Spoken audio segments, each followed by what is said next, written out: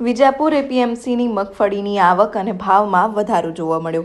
Vijapur market yard ખાતે નવી મગફળી અને કપાસની આવક ચાલી રહી છે અને ભાવ પણ સારા મળી રહ્યા છે। 26 ડિસેમ્બરના રોજ મગફળીની રેકોર્ડ બ્રેક આવક નોંધાઈ હતી અને કપાસમાં પણ સારામાં સારી આવક નોંધાઈ હતી। જોકે મગફળીના ભાવમાં ઘટાડો અને કપાસના ભાવમાં સામાન્ય વધારો નોંધાયો છે।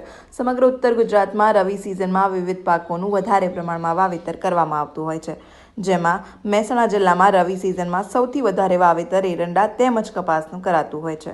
ઉત્તર ગુજરાતમાં આવેલા વિજાપુર માર્કેટયાર્ડમાં જણસીના વેચાણ માટે એક વિશ્વસનીય સ્થળ બન્યું છે। આ માર્કેટયાર્ડમાં કપાસ, તમાકુ, મગફળી, ઘઉં અને એરંડાની આવક વધારે પ્રમાણમાં થતી હોય છે।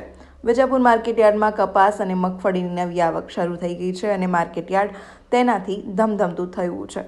ખેડૂતો પણ સારા ભાવની આશાએ વિજાપુર માર્કેટયાર્ડમાં આવી રહ્યા છે અને પોતાનું તૈયાર પાકનું વેચાણ કરી રહ્યા છે।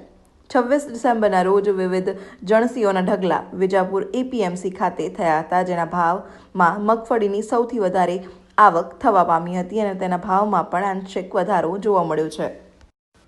વિજાપુર માર્કેટયાર્ડ ખાતે 26 ડિસેમ્બરના રોજ મગફળીની રેકોર્ડ બ્રેક આવક નોંધાઈ છે। કુલ મગફળીની 2110 બોરીની આવક નોંધાઈ છે। મગફળીનો આજનો પ્રતિમણનો ભાવ 1150થી લઈને 1500 રૂપિયાનો નોંધાયો છે। મગફળીના ભાવમાં ગયા અઠવાડિયા કરતાં વધારો ભાવમાં નોંધાયો છે।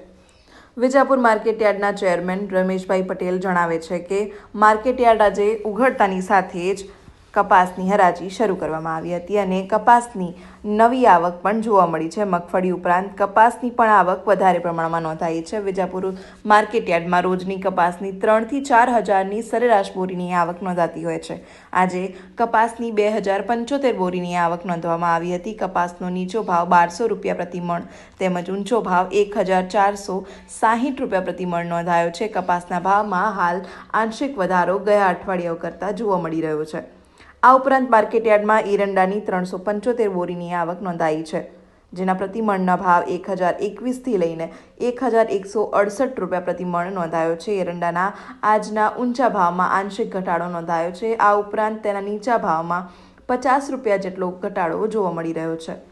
કપાસ અને મગફળી તેમજ એરંડાના એકંદરે સારા ભાવ મળતા ખેડૂતો ખુશ થયા છે અને માર્કેટયાર્ડ પણ વિવિધ પ્રકારની જણસીઓની આવકથી છલોછલ થયું છે।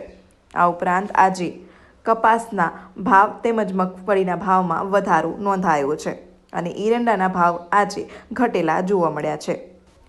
નિકાસની ઘટ આ ઉપરાંત વધારે વાવેતરના કારણે હાલમાં એરંડાના ભાવમાં ઘટાડો નોંધાઈ રહ્યો છે।